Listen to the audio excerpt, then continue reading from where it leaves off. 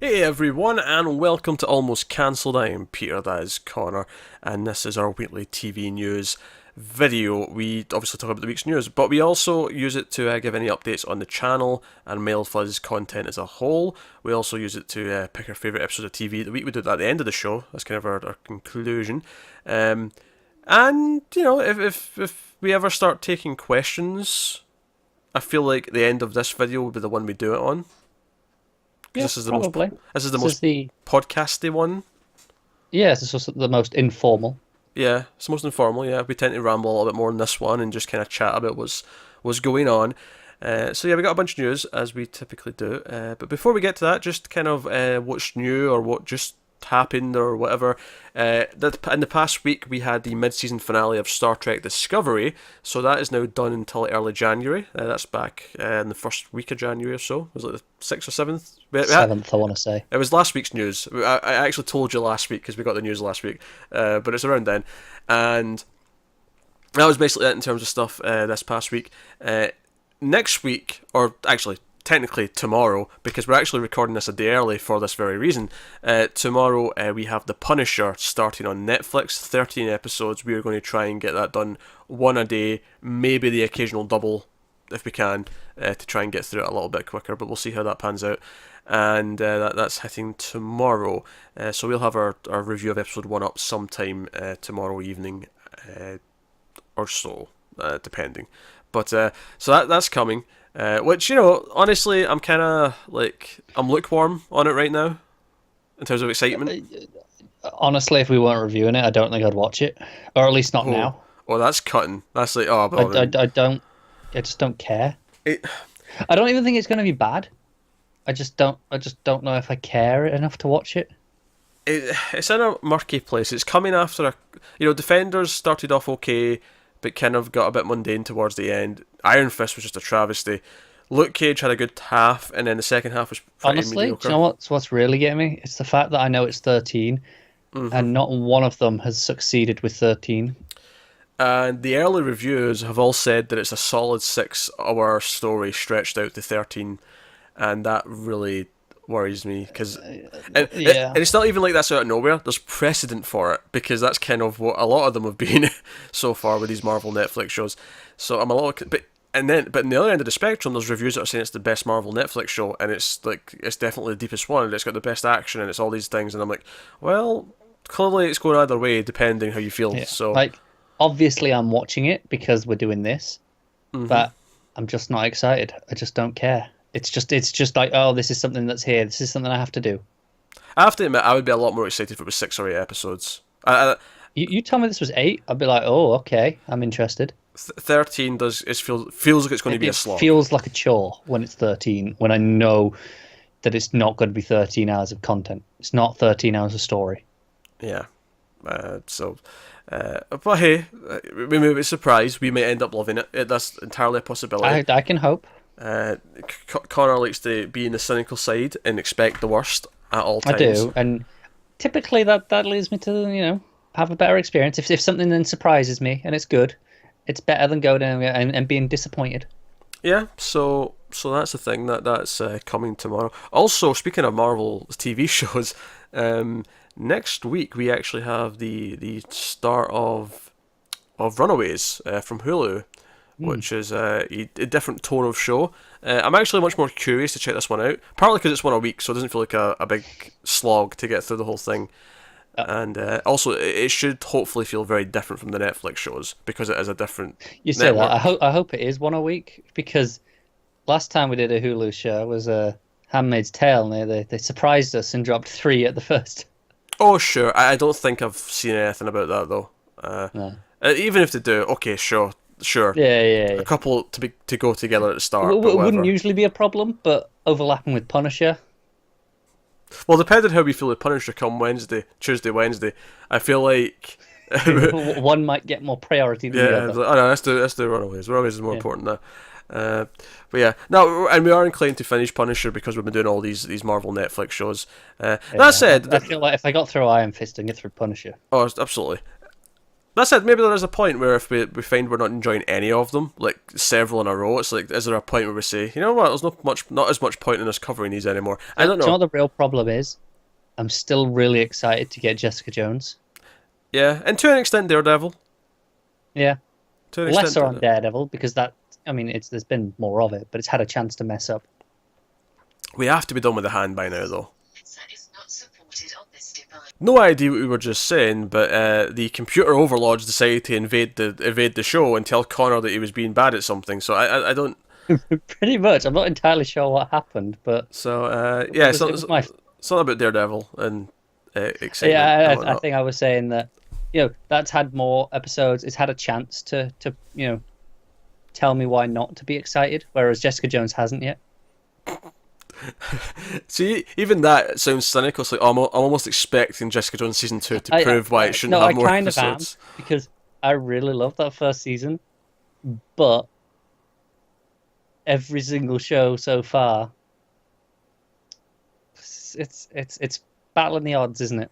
Mm-hmm. Yeah. So we'll see. It's amazing how much the excitement for these Marvel Netflix shows has dwindled. God, I remember how I felt for Daredevil and Jessica Jones. They were the first two, obviously, and they were the ones that that was going in high for. And it's just been a bit of a rough time for the last few. So who knows? Hopefully it'll surprise us and pick up. We should also mention that next Friday, Godless is starting, which did get a trailer actually this week. Didn't make me watch that one, did you?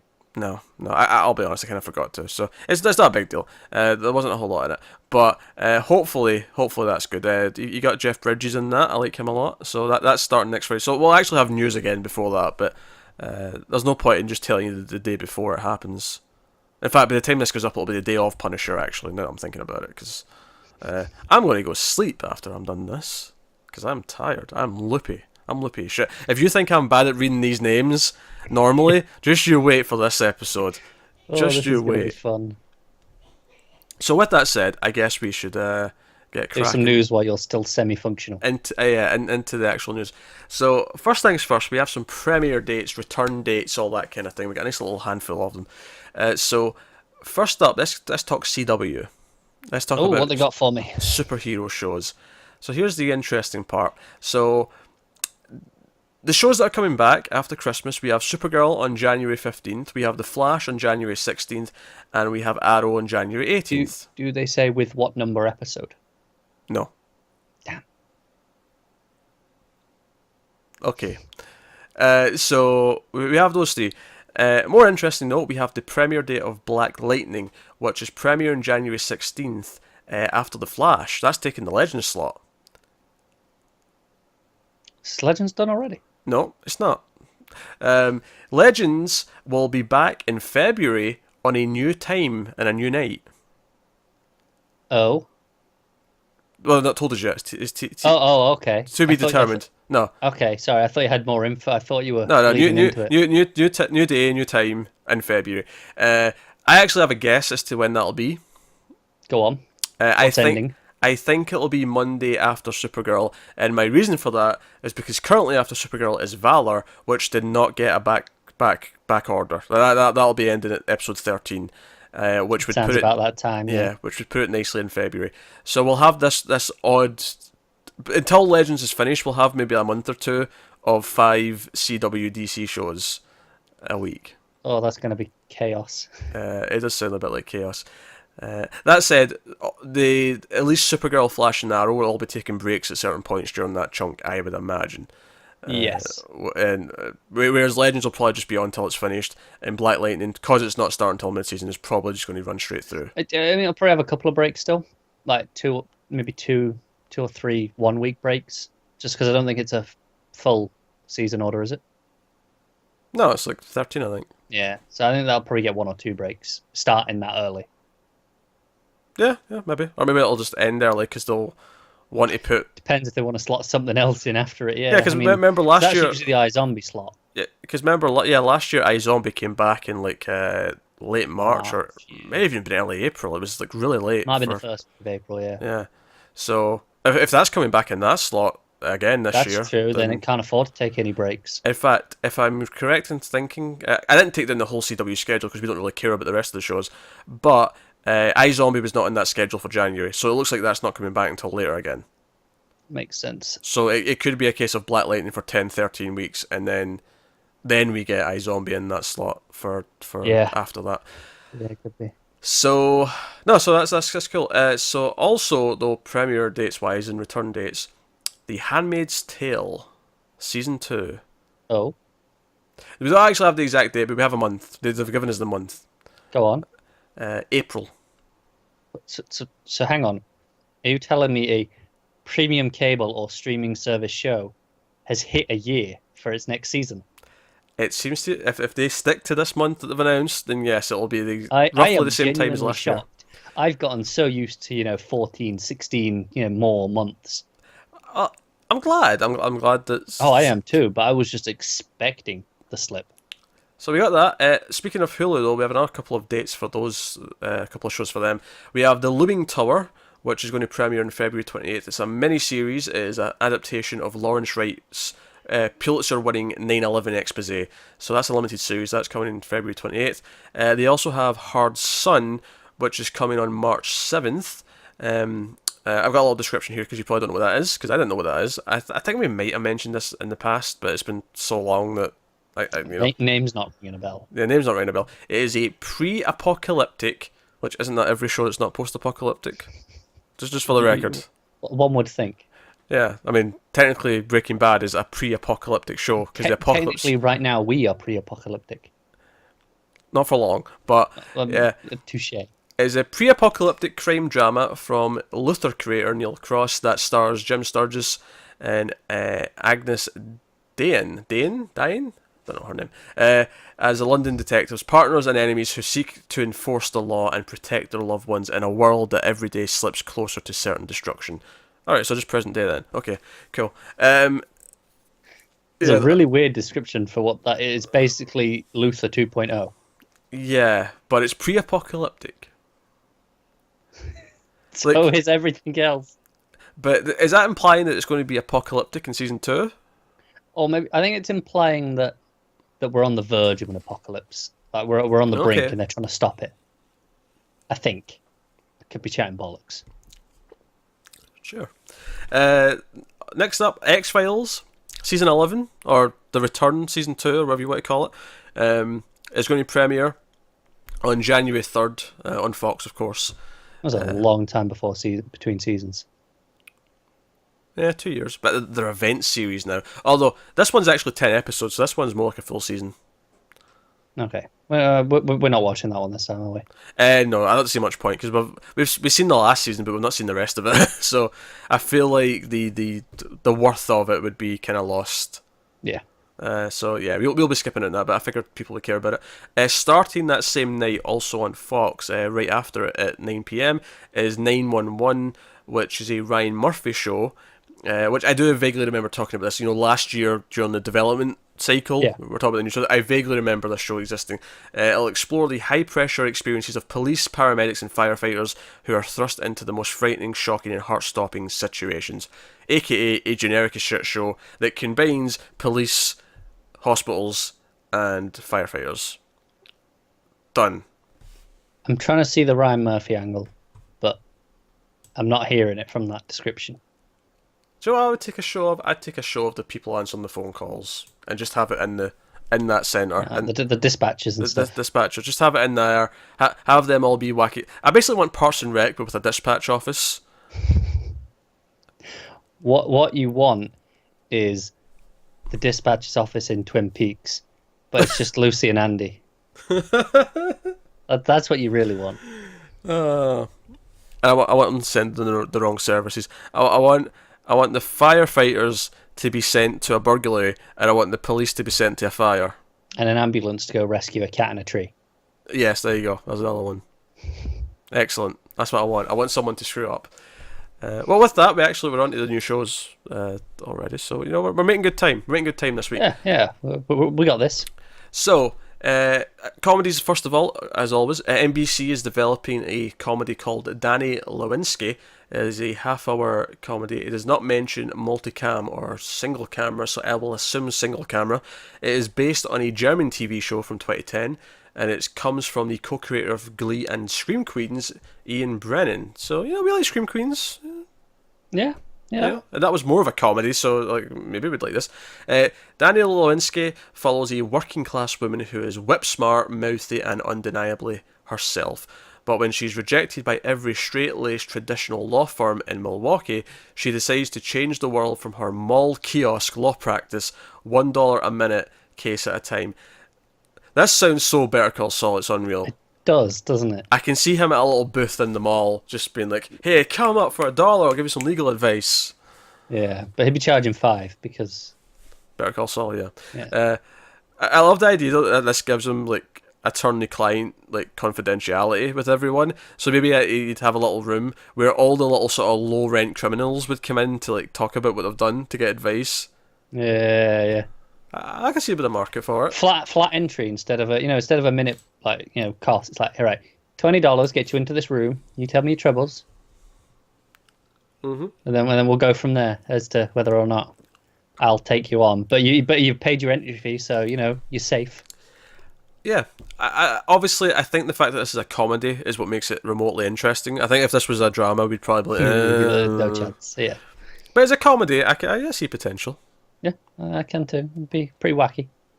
Go over to Fox. They've got a single camera comedy with a pilot order on the line.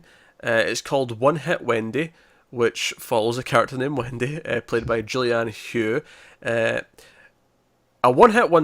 She's a one-hit wonder who peaked at 18 as she tries to guide her talented niece Jordan through the music industry and keep her from making the same mistakes she did. Which is very similar to a plot from last week, where we had... It wasn't music, I don't think. I think it was maybe... It was dance, or maybe more broadly entertainment personality. But certainly we've had one or two things like this already, this development season. But hey... I don't know. These ideas just crop up, don't they? I think that was a drama, though, so maybe this works better as a comedy. I can see it more as a comedy already. Yeah, because I feel like when you hear drama and you hear this, she missed her chance, she had her one-hit wonder. Living through the door, or in this case, niece. I can see it being really depressing as a drama, but as a comedy, it'd her be like, no, we're going to, do stupid things to make people notice you, and I'm going to dress you as a sandwich because people will notice you as a sandwich, and I don't know. Not anymore, they won't. Hijinks. Lady Gaga ruined all that for everyone. Alright, too many sandwiches. Can't have too many sandwiches, admittedly, but yeah, they don't stick out in the pack. So, moving over to CBS, we have a comedy executive produced by Jennifer and Ashley Tisdale. Who's Ashley Tisdale exactly? I know the name. What's she done? No idea.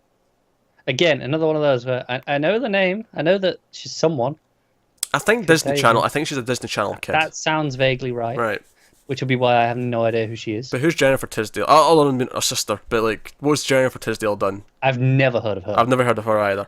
But yeah, it's a hybrid comedy in development at CBS. It is untitled. We don't have a lot of description for it, but what it does say, it would follow a millennial woman who sets off to get to know her Middle Eastern family and culture of her late father. So her father was Middle Eastern, and she goes off to seek out knowledge about the Middle East.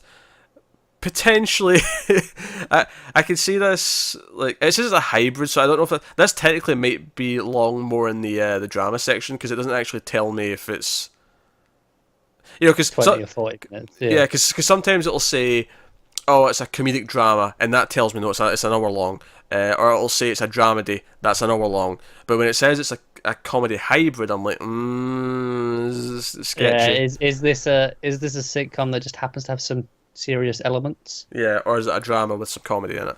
I don't know. Either way, again, these ideas of other cultures, it's been a big theme this cycle. It has. It's been more about other cultures coming to the West, but I mean this is just the reverse. It's just the reverse. You're right. It's the same thing. It's just the other way around. Yeah, but potentially that may make it stick out. That may make it stand out. It might. You can say, oh, that's actually got something notable about it because it's different. And then last up in the comedies, CBS again are developing a comedy based on a movie based on Stripes, which is a Bill Murray Harold Ramis movie from the 80s? 81, that's it. Directed by Ivan Reitman. Ivan Reitman's actually on board to direct at least the pilot.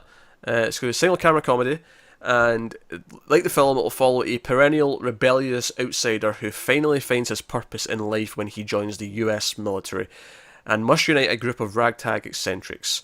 The original movie was out in 1981, was quite successful, and people like it. I've never actually seen it. I've heard of it, but I've never seen it. Sounds like a decent premise for a TV show, though, for a comedy. Oh yeah, sure. I don't know how different this is from MASH. Perhaps is the premise. Again, I've never really watched MASH. I just know it's kind of like a a soldier comedy. But hey, but no reboots. Then again, maybe it doesn't need to be that different. It's been a while. Oh, true. Yeah. And MASH was like the most successful TV show of all time for a long time. Yeah. So surprising no one's really tried to capitalize on it since. People probably have. There's just... All right. Well, no one's made a half decent attempt. All right. Let's go on to the dramas. The big news first. We talked about this 2 weeks ago, but it is official now. That is, Amazon have officially ordered multiple seasons of a Lord of the Rings TV show. We have a couple of details, not a lot, but we do have a couple of things that I think enough to excite me. Worth talking about. Let's talk money first of all, though. Yeah, let's do it. This was a bidding war, apparently, and Amazon paid close to $250 million just for the rights. This isn't what they're going to spend on the show. This is just what they paid to get the right to make the show. Tolkien Estate is rolling in it. Apparently they are. Do we know who they were bidding against? Yes, we do. Netflix and HBO. Interesting. Honestly, I could have seen this going to any of them. Mm-hmm. Yep. So all three of them, they were all approached by the Tolkien Estate and shopped the project, and Amazon apparently just spent more money, or maybe agreed to a few other things that they wanted that maybe. Yeah, we did hear that Jeff Bezos got personally involved in this, and he, obviously he's the head guy at Amazon. He doesn't get involved in this TV department stuff usually. So they've got multi-season commitment. That's the exact wording. I said multiple seasons, which is what they said, but the exact phrasing is multi-season commitment. Could be 6. And it also includes the potential of a spin-off series. So possibly 2 shows as well on top of that, just to clarify what that means. So they've got that. Apparently, industry insiders are calling the amount they spent on this without even it's not even the cost of the show itself. It's just the cost of getting the rights to the show. They're calling it insane in terms of how much money they spent, but it could pay off. Of course, Lord of the Rings is a big name. One of the biggest names that I just don't care about that much. But I understand I'm in the minority there. This will probably... And you understand why this is a huge name and it's a huge draw for this will sell selling like your platform. Yes. Set in Middle-earth, the TV adaptation will explore new storylines preceding the Fellowship of the Ring. So it's a prequel to the original movie. It is, but how much of one, we don't know. But not a prequel to The Hobbit, so... that puts it in between the two. Still a lot of stuff in that time period. It's a pretty big gap. I'm not saying there isn't. I'm just I'm being clear with the language here. I think there's about if I'm correct, maybe like a 60 to 80 year gap in between those. Yeah. Do you think it'll be characters from the stories we know already, or do you think they'll focus more on? Because it does actually mention here, there are some creative restrictions imposed by the rights holders and what can and can't be done on the TV show. Yeah, and I don't know what those restrictions are. Is it more you can't do certain things with characters, like you can't break canon? Because obviously there's an established law that Tolkien has created, and they might just want people to adhere to that. So you can't do anything that breaks that. Because very recently, the Shadow of Mordor game. Is that the new one, or is it Shadow of War? Shadow of War is the newest one. Yeah, I'm mixing them up. Whatever. Where they changed something in the timeline, and apparently, people in the estate were not happy about that. When people who are canon obsessed actually have power to do something about it. Yeah. No, I get it. Honestly, I hope it's not necessarily characters that we know.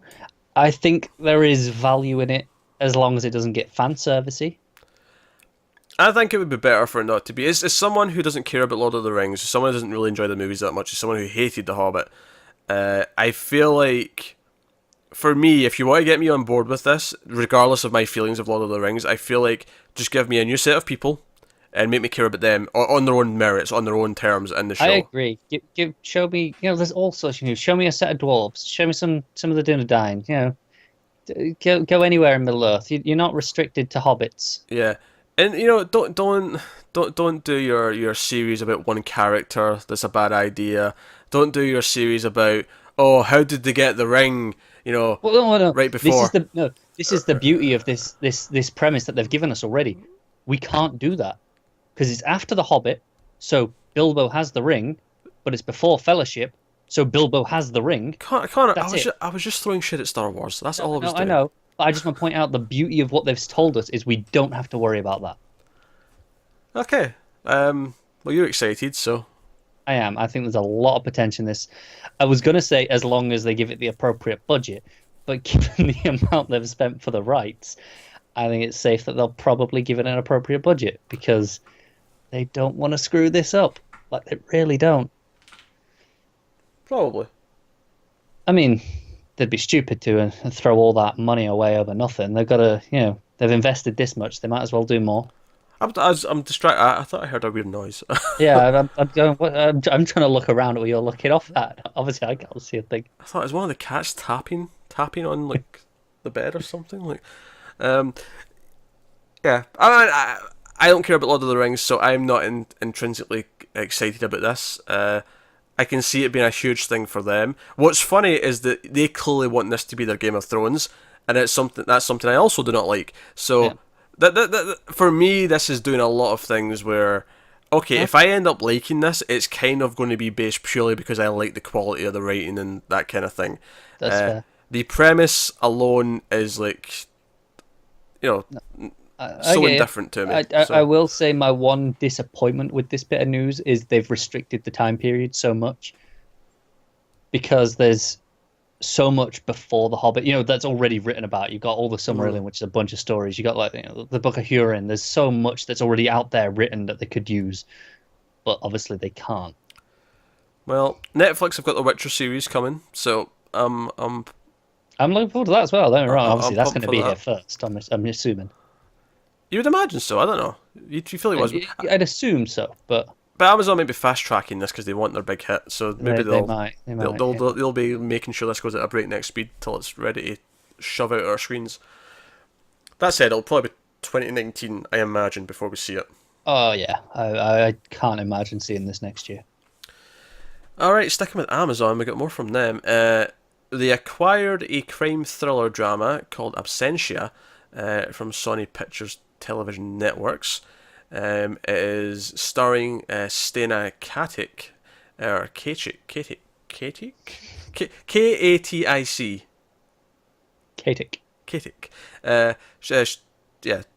from Castle. Was what they were in before. No wonder I don't know who she is.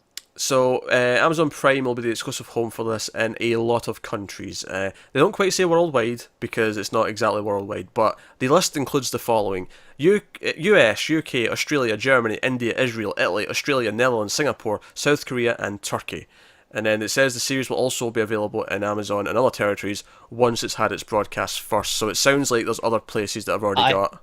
I noticed the main one that I noticed that wasn't on that list was Canada. Yeah, there you go. So Absentia is what is it? It centers on sorry. It centers on your awful reading skills. I told you this was going to be a rough one, folks.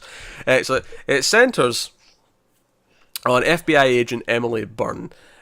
While hunting one of Boston's most notorious serial killers, Agent Byrne disappears without a trace and is declared dead.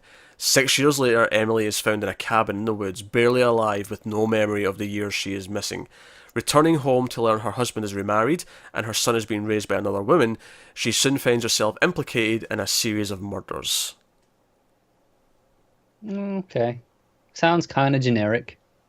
Yeah, I think it's a bit more interesting when she's like, okay, she comes back after her time gone. Yeah, No, yeah. I mean, not there's potential, but I'm not in love with it. not that I've not seen that done before necessarily, but like I feel like there's potential here. There's potential. Don't This get is me wrong. definitely something that could be worth checking out. I don't think this is a. I think it'll really depend on when I see it and what I feel like the quality bar is. Also, Amazon have put into development another show, a limited series called Mercury XIII, which is based on Martha Ackman's book, The Mercury XIII, The Untold Story of 13 American Women and the Dream of Spaceflight. So it's an event miniseries, it's a one and done. Mercury XIII is set in 1961. Just as NASA launched its first man into space, a group of women underwent a secret testing in the hope of becoming America's first female astronauts. They passed the same battery of tests at the legendary Lovelace Foundation as did the Mercury XII astronauts, but they summarily were dismissed by the Boys Club at NASA on Capitol Hill. The USSR sent its first women into space in 1963. The US did not follow suit for another 20 years. So it's going to be a story about them. And it's actually kind of funny how even just in the description it's like they never actually got to do it. So I'm like, oh man, it's going to be a really sad ending when they just don't get to go. Yeah, yeah. Oh, that's the ending. I can see it'll probably go past that and what they did out with their lives after that, I imagine. As well, I will assume it'll be what do they do with these skills that they learned, this friendship group that they've made, this bond, But how sad is it, the USSR, 20 years they beat America by for that. And Mother Russia, we send women to space first. Well, yeah. I can't do the accent. So that was awful, yeah. Yeah. In Mother Russia. No, don't.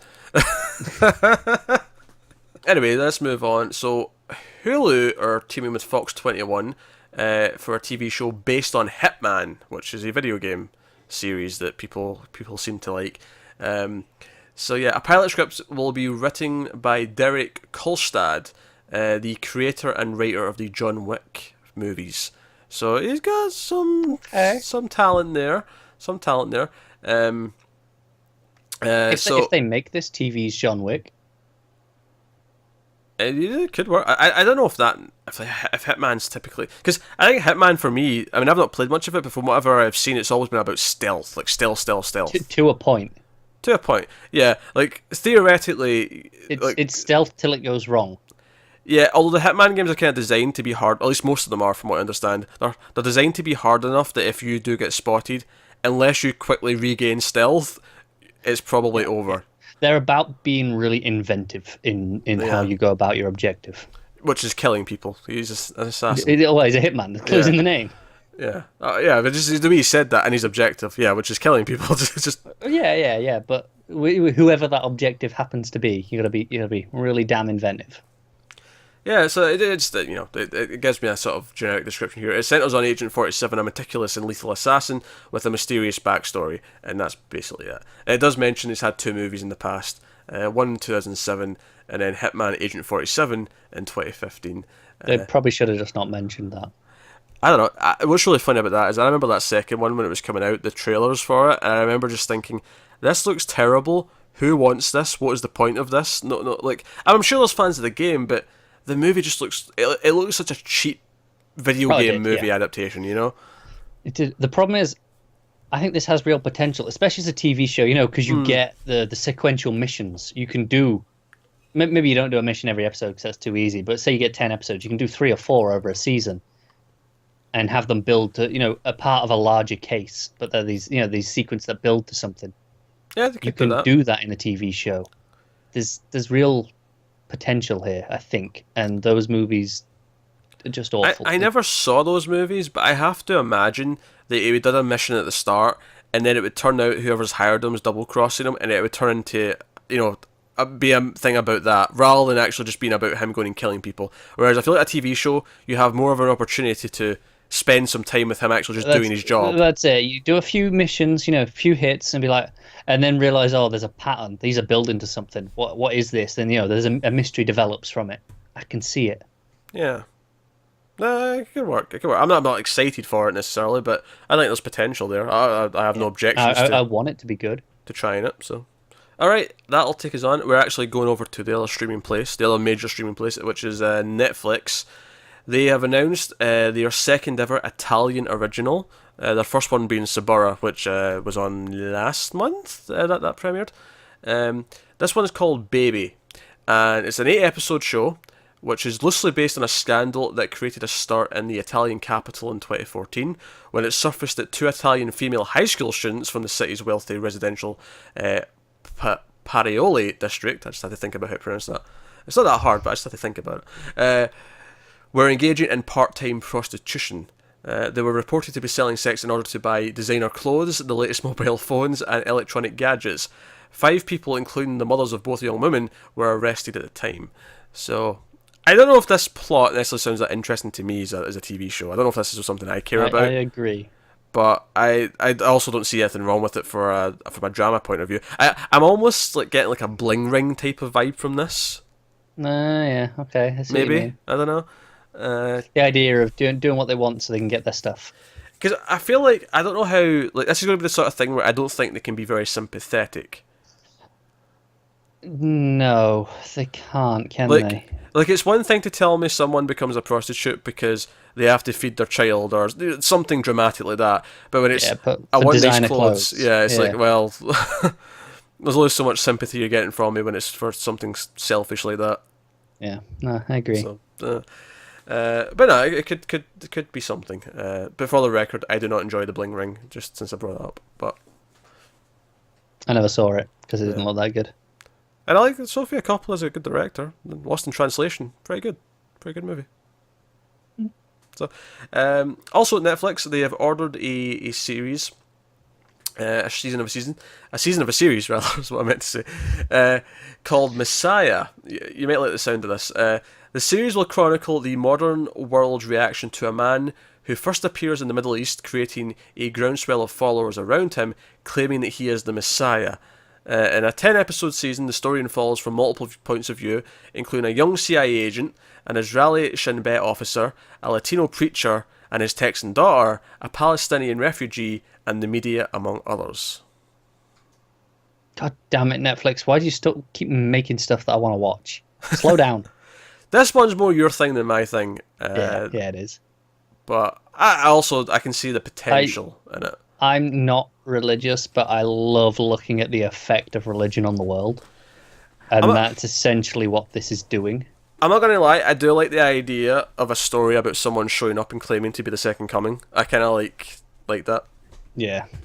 But I love that, I love the idea of looking at how would this affect all these different people? How do the different communities and different beliefs react? And that seems to be just that. Okay, that's what the show is. That's the premise. How would they react if this happened? I kind of want to be in on I kind of want it to be like a Wizard of Oz thing where it's the man behind the curtain, but okay. But I want to be in on it with him. Maybe like the end of the first episode, he reveals to us, like, he talks to the audience and he's like, "Nah, this is all just like this is me conning the planet." And you want to go and see, right, who believes this? Who thinks it's bollocks? And, just what?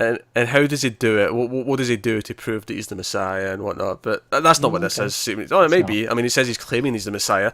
I feel like this might take like a leftovers type of ambiguity to it. I imagine it will. Well, we'll never really know. That'd be my guess, but yeah.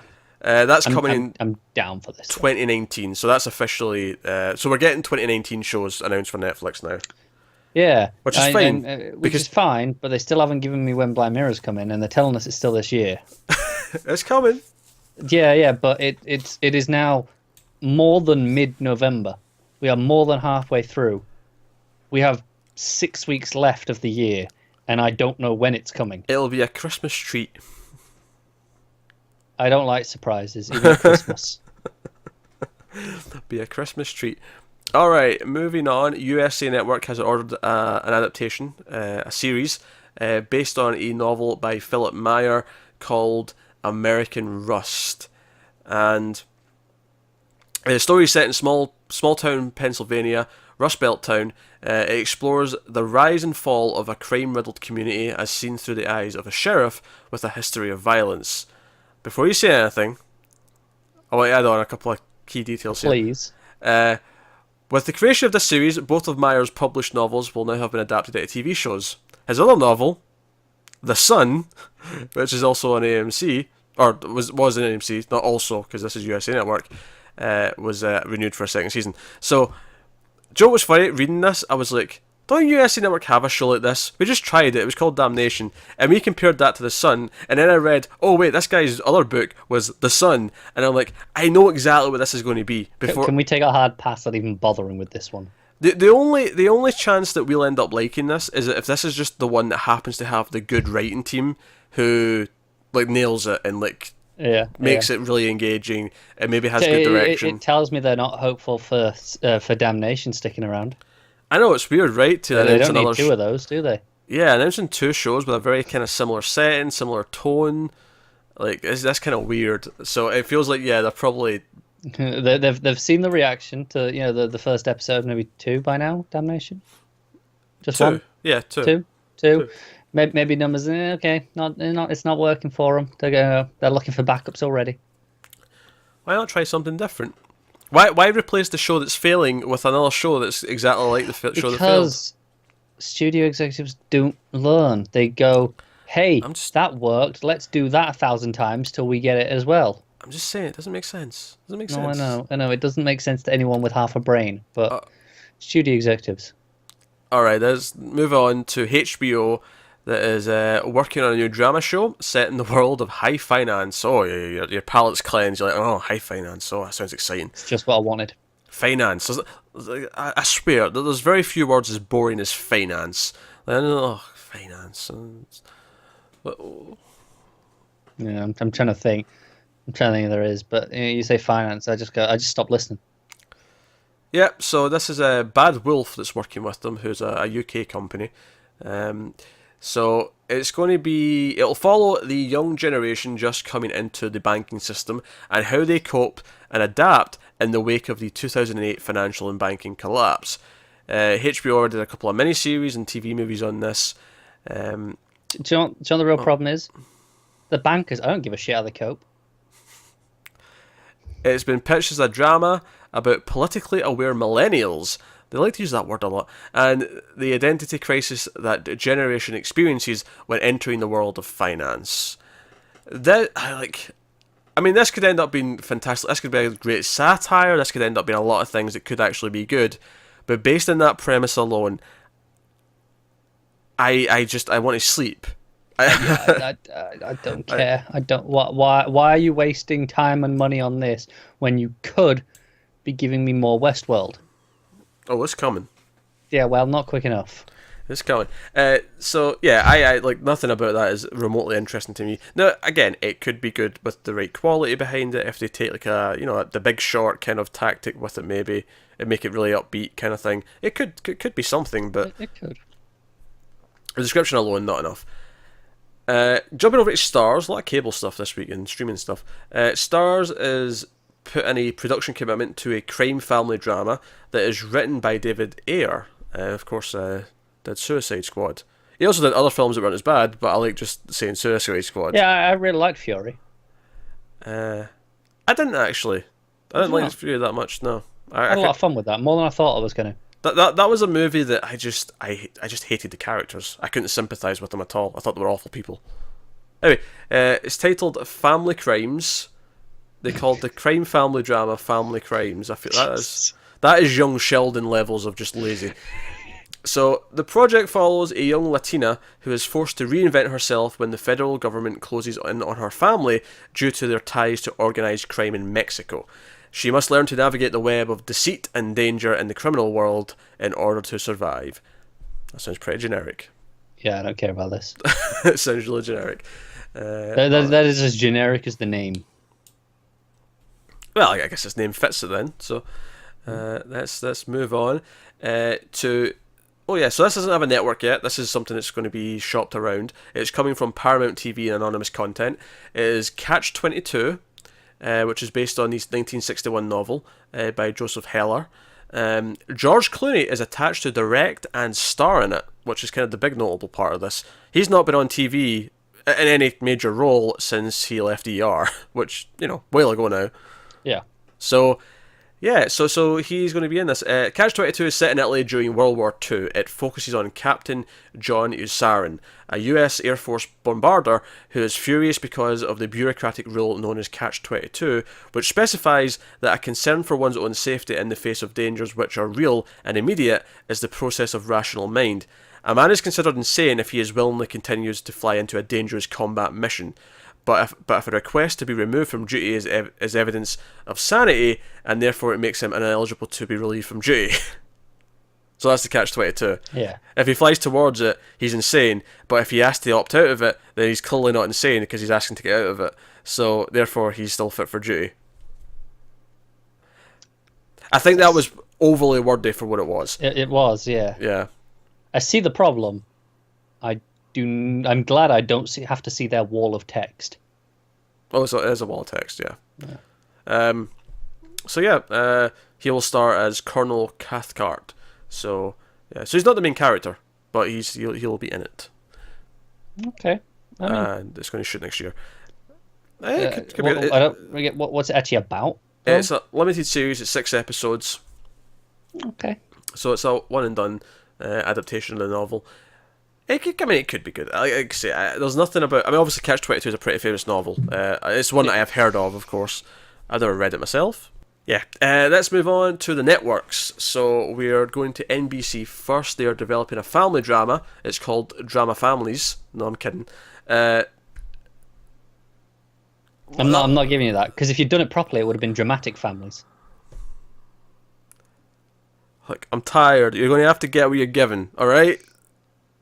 I will, but I won't give you the acknowledgement for doing it. You're getting me at 60% capacity here. You're just going to have to accept the 60% joke. Okay. So this is 60%. I'd like to see less. Hey, wait till we get to the end of the show. You might see less. So this is coming from former Sleepy Hollow writer Albert Kim. It is untitled. It is about a family-owned Korean electronics corporation that is rocked when the CEO dies on the eve of launching their American subsidiary, and it reveals the existence of a previously unknown heir, which is the plot of 2 other shows we've talked about in the last month or 2. Yeah, I'm pretty sure this sounds generic as shit. Now, admittedly, I think those were both comedies about people like finding out they had Loads brothers and sisters, and they had to share it and stuff. So this is slightly different, but not by much. Yeah, still don't really care. This is another one of these themes that for some reason there's 4 shows now this year in development that are all about people having heirs money they didn't know about, or multiple heirs coming together, or whatever. But yeah, it's a thing. Yeah, it's the American dream. People discovering that they get money. Yeah, they don't have to do anything for it. They just get money. Yeah. Also NBC. They're developing a drama that comes from Maria Bello, who's an actress, of course, but she's producing alongside Jessica Goldberg. It's called Relief. The potential series would follow a successful female doctor in LA who delivers supplies to her estranged brother on a remote island devastated by an earthquake. A series of dramatic events propel her decision to stay on and become part of a group of volunteers from around the world who are saving lives and healing themselves in the process. Sounds network TV as shit. Yeah, but it's medical relief for disaster zones. Yeah, I don't care. Next. All right. Body of Proof creator, never heard of that show, but sure. Chris Murphy has reteamed with his medical consultant on the cult. Oh, just stop now. On the cult AB series Pathologist. That's what I meant to say. I was going to say pathological liar there. I don't know why, but I was going down that path. I thought that's what you were going to say. Yeah.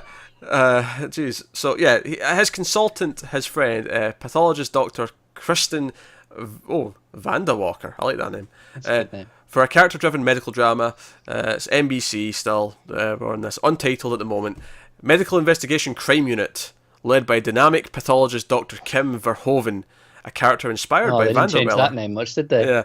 And a team of medical experts who investigate medical crimes around the country. Medical crime unit. I'll be honest, I'm not even listening anymore. That's mixing the medical and the cop dramas together.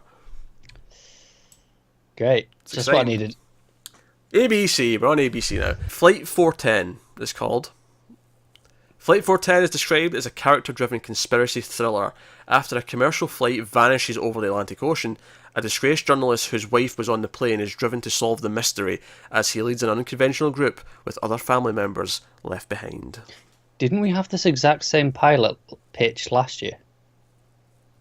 I remember that, like almost word for word. And the it flight was... disappeared. Is this part of the conspiracy? We had a similar thing. It was very, very similar. I don't think it was the exact same description, though. It was a... I remember the plane going missing. Someone who's...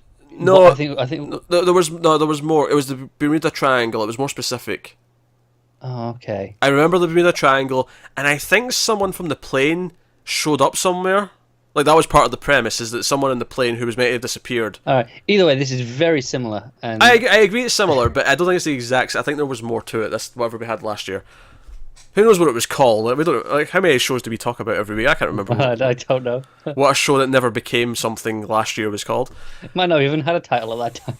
I mean, no, we have an untitled. We might have been playing our game where we try to guess the title that it's going to be and name it ourselves. Flight 410's okay. It's not bad. Yeah. It tells you what you need to know. That's fine. Sticking with ABC, they've given a pilot commitment for a light drama called The French Detective. It's based on James Patterson's Luc Moncrief's Mysteries. Do you know who that is? I know who James Patterson is. That's what I was asking. Yeah. He's an awful author. Sure, I'll take your word for it. He I've never heard of him. Knocks out about 12 books a year.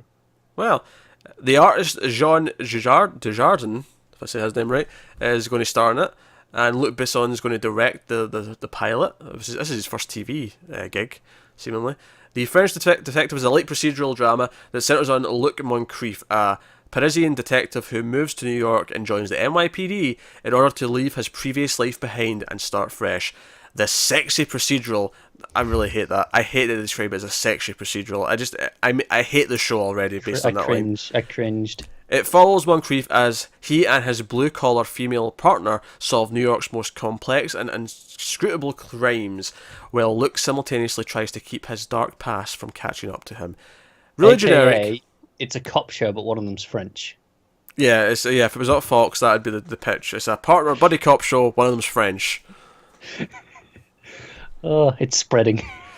Should we bust them, partner? We. Yeah, I let you have to think so long about which word it was. I did have to think just for a second. Do you know what it was? We came to mind first, but I'd second guessed myself and went, or does that mean no? I think no is just like no. It's really similar. Oh, it is. Yeah, it is. It's like V and no. Yeah, exactly. It's no. Like, okay. Cool. But you have to go no. You can't just say no. It's like no. You have to throw your head back as you do it. Is that it? No. V. It's you do it with both. I'm almost saying that in a German accent actually. The V because I'm saying it V. Yeah. Dear. Which further I can do ja and nicht. I can do those.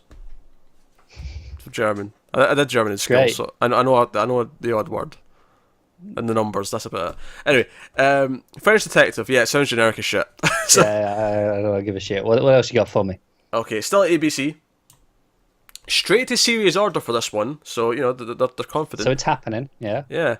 From the co-creators of Castle. We had the star of Castle earlier on, now we get the co-creators who got a new drama coming to ABC. It's called Take Two. It will star Rachel Bilson, who is that her from the OA? Not the OA, sorry, the OC. The other show beginning with the O. Yes, that sounds familiar. Yeah, the one I don't care about. I like the OC, the OA, not the OC. Oh, Christ, you can tell you're tired. I like the OC. And the OA, god damn it. I like the OA. I don't like the OC. Described as an upbeat procedural, the series will follow Ella, played by Bilson, from the OC, I think, the former star of a hit cop series who is fresh out of rehab following the bender of an epic proportion. I said that with the wrong word, but whatever. Following a bender of epic proportion. Desperate to restart her career, she talks her way into shadowing a private investigator named Eddie as a research for a potential comeback role. Though Eddie resents the babysitting gig, Ella proves herself to be surprisingly valuable, drawing on her acting skills on 200 episodes of playing a detective. When the press touts Ella's role in solving a high-profile case, which will be the pilot, obviously, Eddie finds his phone ringing off the hook with new clients looking to hire the pair. So, it's a buddy cop show, but one of them's a fake cop. Didn't we have, like, one of them's an actor, like, 3 weeks ago? Probably, that would have been on Fox, though. This is ABC trying to do Foxy's thing. I'm not going to lie, though, as far as these buddy cop shows, but one of them's a something, I actually kind of like the idea for this one. Admittedly, though, it has to be kind of a... But this is like... Do you remember that? I think it was the comedy, where it was a lawyer show, but he was just he was an actor for a lawyer. Yeah, it was, yeah. We had that like a month ago, maybe 2 months ago. Yeah, we had that, didn't we? And he would just spout legal nonsense, and it'd be like, okay, that's good enough. I think this could work as a comedy. It says it's a light procedural, so not beat procedural, that was the phrase. So I could see it working if it's got the right humour to it. To me, upbeat procedural just means absolutely no overarching plot. We're just going to do straight case of the week. Sure. Which obviously I don't care about, but yeah. At least the description I chuckled at. I thought, okay, you got the actress I'll give you. who's doing the real thing.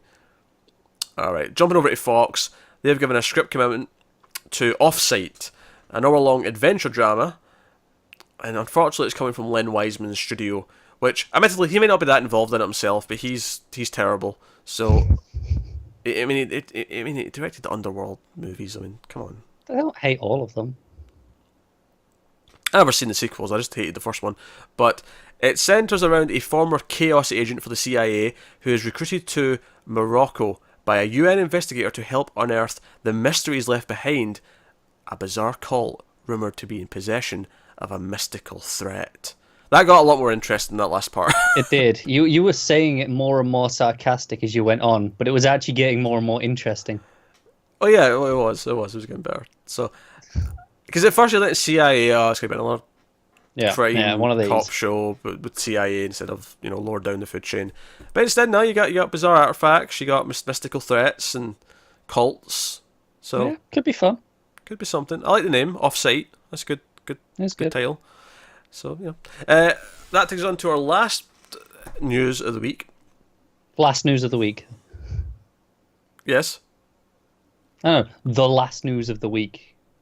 It's usually the last news story, the last news item. I'm compromised. Don't pull this up. I'm making the most of it. CBS, of course. I always put them in they're last. back this week. I've put in crime drama The Source, which comes from Dr. Phil and Jamie McGraw. The Source centres on a millennial investigative reporter who teams with an LAP detective, buddy cop, partners, one's a reporter. Buddy cop, yeah. And together they make use of her dogged brand of investigating outside the bounds of the law in order to expose crime and wrongdoing. Oh my god, could this be more generic? It's all generic. They've out-genericked Fox with the, one's a thing. Do you know what's amazing? We had 3 or 4 buddy cop, but one of them is a thing there. And none of them were from Fox. None of them were from Fox. That is fantastic. I love it. It's spreading. Everyone's getting in on it. They're like, hang on, Fox might be onto something here. We want on this. It's a buddy cop show, but one of them is dead. Oh, we'll have that one as a ghost one. Oh yeah, we've done that already. Okay, it's a buddy cop show, but one of them is a dog. It's alright, give it time. We'll get to buddy cop show, but one of them's ginger. It's a buddy cop show, but one of them is a fish. It's a buddy cop show, but one of them is God. Oh, that one's going to happen. I guarantee. I'll put money on that one happening. It's a buddy cop show, but one of them is himself from the future. Yeah, I can see that one happening. That's going to happen. It's a buddy cop show, but one of them is a pirate. Oh, I really want that one. One partner's just trying to solve crimes. One's going, "Aye, where's me plunder? Where's my booty? Yeah, arg." I can do this all day. I'll keep doing it. It's a buddy cop show, but one of them is the criminal. No, we've had that one. No, I mean the criminal for the case they're trying to solve. Okay. I was going to say, we've had the one where there was a reformed criminal. Oh, sure. Reformed, we did sure. that. Okay, it's a buddy cop show, but one of them's an imaginary friend. I'm sure that's happened. I'm sure that's been done. Probably. It's a buddy cop show, but one of them is a never nude. Have we had one of them's an alien yet? We've done robot, we've done demon, we've done devil. I feel like it has to have happened at some point. I feel like it's too obvious not to have, but I can't remember any. And I'm sure we've had, son or daughter as the partner. We've definitely done those all over the place. But we see them all coming, right? We see them all coming. Stop doing it. We don't need to read out the next 3 months worth. We've predicted them all. Yeah, but they're going to be more boring. I mean, this one was just, one's a reporter. That's true. How boring is that? It's a buddy cop show, but one of them's a baker. What does a baker bring to the table? Don't say bread. Cake. That was easy. When I said I don't say bread, it was encompassing all baked goods. Okay, I've got a premise for one of the episodes of this show, right? So you've got the cop and the baker, and they've set a trap, and they've basically said to the criminal, if you can solve these 12 riddles, it proves you're innocent. And he does all 12, and then they catch him, and he goes, but wait, I solved all 12, how can this be? And he says, but I'm a baker. Do you know what I want? I want them just to leave a little table in the middle of nowhere. It's bait. It's a table with a cake on it, and then the criminal, they're coming in, they're stealing it's a museum. There's a jewel, and they go, oh, there's a cake there. I'm going to stop and take that. As they go do it, mousetrap. Cage comes down over the top. Got him. Because of Baker's dozen. Just in case you didn't get my joke, Baker's dozen. That's what I was going for. It was the 13th one. Because I got it. Not for you. I'm talking about the audience, just in case they didn't get it. We're done with yours now. But we're tonguing giant mousetrap down over them. Honestly, I just want the partner to be someone who can make some good puns with their vocation. Can they say something funny to the bad guy before they put them away? Oh, yeah, I'm with you. Make the most of it. If they're a stripper, jokes about the long arm of the law and things like that. Does the stripper partner, when they go into a room, start taking their clothes off because they'll just fall into old habits? Yeah, it'll distract them, put them off guard. I think we're done. I think we're done. Yeah, I think we are, because that went on way too long. So yeah, what we do at the end is we pick our favourite episode of TV of the week. So Connor, why is it Mr. Robot? Because Mr. Robot had, as I said, and you said you needed more thought, the best episode of the season yet. So if I've picked every other episode of Mr. Robot, of course I'm going to pick this episode. That logic stands. I also picked Mr. Robot. That said, there's not a lot of competition right at this minute. The last week we've had a Star Trek Discovery, we've had a Gifted, we've had a Mr. Robot, and that's it in terms of new TV shows. So we don't have a lot of choice to pick right now. That's true. Star Trek Discovery was pretty good. It was pretty good. I mean, we have had the CWDC shows as well, but I haven't seen any of those. Yeah. But yeah, we do that at the end of the week, so Connor's not watched any of those. I have watched 3 out of 4 of them. Could take a wild guess out of the 4th one that I've not watched yet. And some interesting things in those. Have you got? I know. Last week you gave me a tease for Ledger tomorrow. Have you got a tease for me this week? What can I look forward to? Do I have a tease? I will say this. Both Legends and Supergirl both have a pretty big reference to something else from the DC universe. I hated Supergirls. I loved Legends. I'll be honest, I have heard the Legends reference because I couldn't avoid that. I'm excited to see the context for it. I've just heard what it references. I don't know how. Cool. It's not a huge deal. It's not like a big thing. No. It's why usually I don't mind seeing spoilers for references because, well, I mean, they're just usually little Easter eggs, aren't they? It's a nice touch because I don't think I ever expected them to do it, and that's why it's fun. I'm intrigued as to what the Supergirl one is that you hate. Is it the same thing that it's referencing? Oh, no. It's a completely different thing. Okay. And it makes sense to reference it in this episode of Supergirl, but it pissed me off because they kept bringing it back up, and it was upsetting me. Oh, you're telling me this off air. I need to know. So obviously, we do Television for the Multiverse, which is our show where we talk about all the DC CW shows at the end of the week. And yeah, check out our Mr. Robot review. That just went up earlier, or last night by the time this goes out. So you can check out that. Other stuff to check out, movie reviews. What, do you, Matt, go see something this week for new releases? You know we do. No. Did you go see something this week that's already there? That they can Oh, right. to? Oh, yeah, we did. We went and saw Murder on the Orient Express, and we talked about that. Any good? Okay.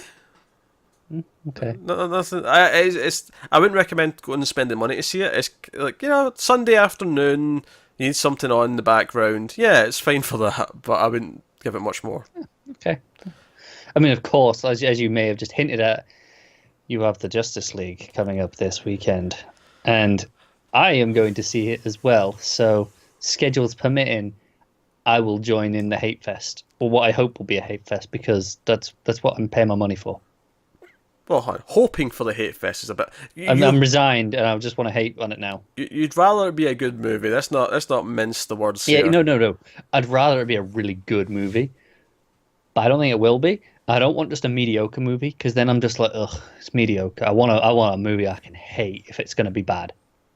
Yeah, I'm seeing Justice League tomorrow. We'll see how it goes. I will be seeing it Saturday.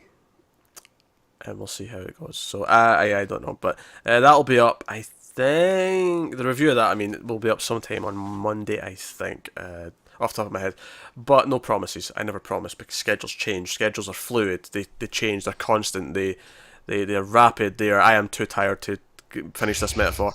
So schedules are bullshit, is what you're saying. So that is us. So let us know what you thought of this week's news in the comments below. Like, subscribe, all that stuff. Get us on Twitter at mailed_fuzz for channel updates. There is an audio version of this show. It is worth mentioning that it did change feed. For technical reasons, we couldn't import it like some of the others. Although a lot of the others didn't quite work the way that we expected them to. So if you're on the old feed for the audio versions and you're not getting the new episodes, don't worry, just go and search for the new one. It's called Mailed Fuzz News instead of almost cancelled TV news. Reason being that when we start the movie news show, which seems like it'll be relatively in the near future, both will be on the same feed. So, and if you're following anything else audio, just search for Mild Fuzz TV and you'll get all the new versions of those as well. Everyone on iTunes should have switched over because you can change the feed by just changing it in the iTunes settings. But anyone who was getting it through other apps and things, they might have to go and seek out the new feed. So bit of a pain, but it is there if you want to enjoy the show that way. So there you go. That is everything. So thank you once again for watching. Keep watching TV. We will see you next time. Oh, and Patreon and stuff. Yeah, I forgot to plug that. If you want to support the channel, head over to patreon.com/mailfuzztv. There's a link in the description and in the corner. Tell Peter how shit he is at this tonight. I've had very little sleep. I'm doing this on little energy, and I have to see Justice League tomorrow. I'm not in the best of spirits, so thank you once again, guys. Keep watching TV. Have you got any vanilla?